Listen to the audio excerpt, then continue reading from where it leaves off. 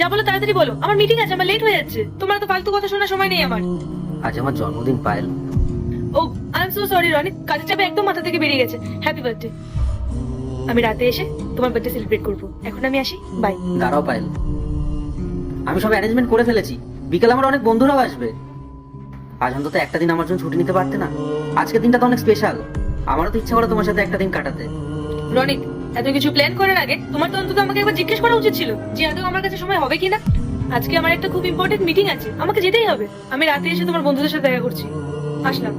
পায়েল, তুমি কেন এত কাজ কাজ করো বলো তো? আমাদের যা আছে তাতে তো আমাদের দিব্যি চলে যায়। তবু কেন সবসময় টাকার পিছনে ছোট? কোনো কিছুর কি অভাব রেখেছি আমি? তুমি টাকার কথা বলছো রনিক? আমি কি ইনকাম আমার একার জন্য করি? আমি তো আমাদের দুজনের ভবিষ্যতের কথা ভেবে ইনকাম করি, যাতে ভবিষ্যতে আমাদের কখনো কোনো জিনিসের অভাব না হয়। আচ্ছা রনিক, এই সমস্ত গুলো দেখা কি আমার দায়িত্ব নয়? পায়েল, টাকা দিয়ে সবকিছু হয় না। একটা সম্পর্কে সময় কাটানোটা সব থেকে বেশি ইম্পর্টেন্ট। সময় না দিলে কোনো সম্পর্ক শেষ পর্যন্ত টেকে না। রনিক, আমি কি কোথাও পালিয়ে যাচ্ছি? আমরা তো রাতে একসাথেই থাকি, তখন আমরা সময় কাটাবো। এত কথা বাড়িয়ে লাভ নেই। আমার লেট হয়ে যাচ্ছে, আমি আসছি। ঠিক আছে, ওসব কথা বাদ দাও। তোমার মা আমাকে ফোন করেছিলেন, বললেন তুমি নাকি ওনার ফোন ধরছো না। কেন? মানুষটার সাথে এমন কেন করছো?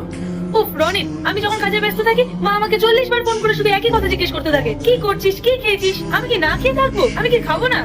পায়েল, উনি তো তোমার মা, তোমাকে নিয়ে চিন্তা করে বলেই তো উনি খোঁজ নেন।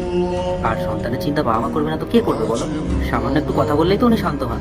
দেখো রনিক, তোমার এই জ্ঞান শোনার আমার কোনো ইন্টারেস্ট নেই। এমনিতেই অনেকক্ষণ ধরে বলছি আমার লেট হয়ে যাচ্ছে। আসলাম আমি। পায়েল, পায়েল।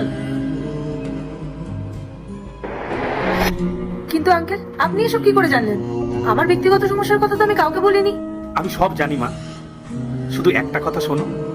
জীবনে টাকা ইনকাম করার অনেক সুযোগ পাবে, কিন্তু সম্পর্কের পেছনে যদি সময় না দাও, তবে সেই সম্পর্ক যদি একবার ভেঙে যায় আর কখনো জোড়া লাগবে না। সম্পর্ক বাঁচানোর চেষ্টা করবে মা। সবসময় একটা কথা মনে রাখবে, যে সময়টা একবার চলে যায় সেই সময়টা আর ফিরে আসে না। আশা করি নিজের ভুলটা তুমি বুঝতে পারবে। ঠিক আছে মা, আমি এখন আসি।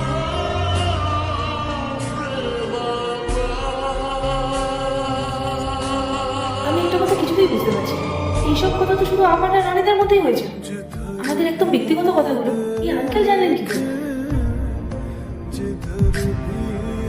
রনিত, রনিত, ওই আঙ্কেলটা কোথায় গেলেন? উনি তো এখন এখানেই ছিলেন। এখনই তো এখানেই ছিল, কোথায় গেল উনি? কখনো কখনো কিছু মানুষ আমাদের জীবনে ভগবানের দূত হয়ে আসে, যারা সঠিক সময় আমাদের সঠিক পথটা দেখিয়ে দেয় আর আমাদের শিখিয়ে দিয়ে যায় যে সম্পর্কের আসল মানে কি। পার্ট 2 দেখতে সাবস্ক্রাইব করো ভেলকু 78M।